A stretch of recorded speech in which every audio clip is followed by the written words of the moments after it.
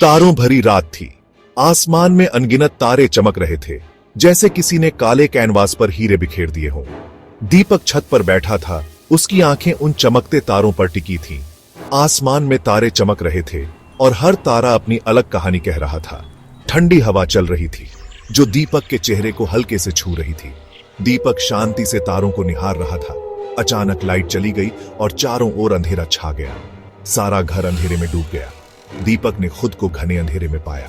मुझे टॉर्च ढूंढनी चाहिए, शायद इससे कुछ रोशनी हो सके। दीपक ने उठकर टॉर्च ढूंढने की कोशिश की, लेकिन अंधेरे में कुछ भी साफ दिखाई नहीं दे रहा था।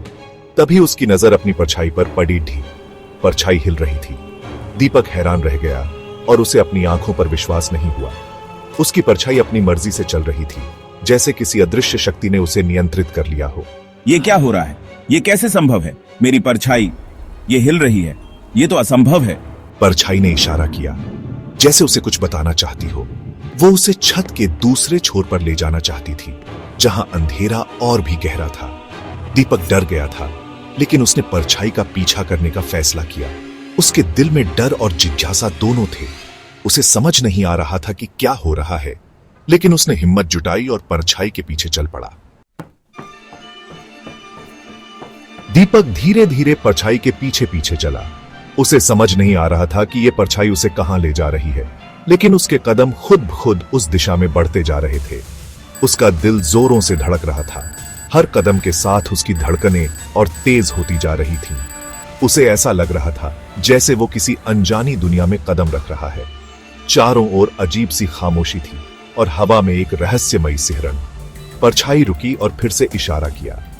दीपक ने देखा कि परछाई उसे किसी दिशा में बुला रही है। कौन हो तुम और मुझसे क्या चाहते हो? दीपक ने डरते हुए पूछा। उसकी आवाज में घबराहट साफ झलक रही थी। परछाई ने कोई जवाब नहीं दिया, बस चुपचाप खड़ी रही। उसकी खामोशी और भी डरावनी थी। दीपक को अपनी परछाई से डर लग रहा था। यह कोई मामूली परछाई नहीं थी, ये कुछ और ही थी, कुछ अजीब और भयानक। उसकी आंखों में डर साफ दिखाई दे रहा था। बोलो, तुम मुझे डरा रहे हो, दीपक ने चिल्लाते हुए कहा। परछाई ने धीरे से हिलना शुरू किया। उसकी हरकतें और भी डरावनी लग रही थीं। वो दीपक के पास आ रही थी। दीपक पीछे हटने लगा। उसकी सांसें तेज हो गईं और दिल की धड़कनें और भी तेज हो गईं। उसे समझ नहीं आ रहा था कि अब क्या होगा।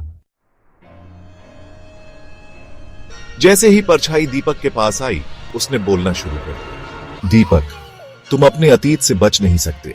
दीपक कांप गया। उसे समझ नहीं आ रहा था कि परछाई उसके अतीत के बारे में कैसे जानती है। परछाई ने दीपक को उसके बचपन की गलतियों की याद दिलाई। उन गलतियों को वो भूल चुका था। बस करो, मुझे ये सब याद नहीं रखना। लेकिन परछाई नहीं रुकी। उसने दीपक को उन सभी लोगों को दिखाया जिन्हें उसने चोट पहुंचाई थी। दीपक को अपने किए पर शर्मिंदगी हो रही थी।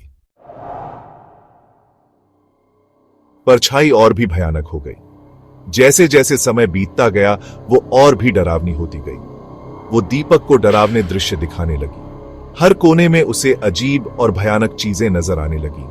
दीपक ने खुद को एक अंधेरी गली में पाया। चारों ओर सन्नाटा था और हवा में अजीब सी ठंडक थी। उसे पीछे से किसी के कदमों की आहट सुनाई दे रही थी। वो आवाजें धीरे धीरे और करीब आती जा रही थीं। कोई है? कोई जवाब नहीं आया। दीपक ने डरते हुए पूछा। कोई जवाब नहीं आया, बस सन्नाटा और कदमों की आहट। बस कदमों की आहट तेज होती गई। वो आवाजें अब और भी डरावनी लगने लगी। दीपक भागने लगा, लेकिन वो कदम भी उसके पीछे पीछे आ रहे थे। वो जितना तेज भागता, कदमों की आवाज भी उतनी ही तेज होती जाती। दीपक ने पीछे मुड़कर देखा। उसकी धड़कनें तेज हो गईं। उसे एक धुंधली परछाई दिखाई दी जो उसका पीछा कर रही थी। वो परछाई धीरे धीरे और साफ होती जा रही थी। दीपक जोर से चिल्लाया और नींद से जाग गया। उसका दिल तेजी से धड़क रहा था। वो अपनी छत पर ही था। चारों ओर अंधेरा था और हवा में सन्नाटा। लाइट अभी तक नहीं आई थी। चारों ओर घना अंधेरा था। दीपक हैरान था कि क्या सच था और क्या सपना। वो सोच में पड़ गया कि जो उसने देखा वो हकीकत थी या सिर्फ एक डरावना सपना। दीपक ने अपनी परछाई को देखा। वो अब सामान्य थी, लेकिन दीपक जानता था कि जो कुछ भी हुआ वो कोई सपना नहीं था। उसकी परछाई ने उसे चेतावनी दी थी। दीपक, तुम्हें अपने अतीत का सामना करना होगा और अपनी गलतियों से सीखना होगा, वरना तुम्हें इसका खामियाजा भुगतना पड़ी डिढ़ेगा। दीपक डर गया। वो जानता था कि परछाई सही कह रही है,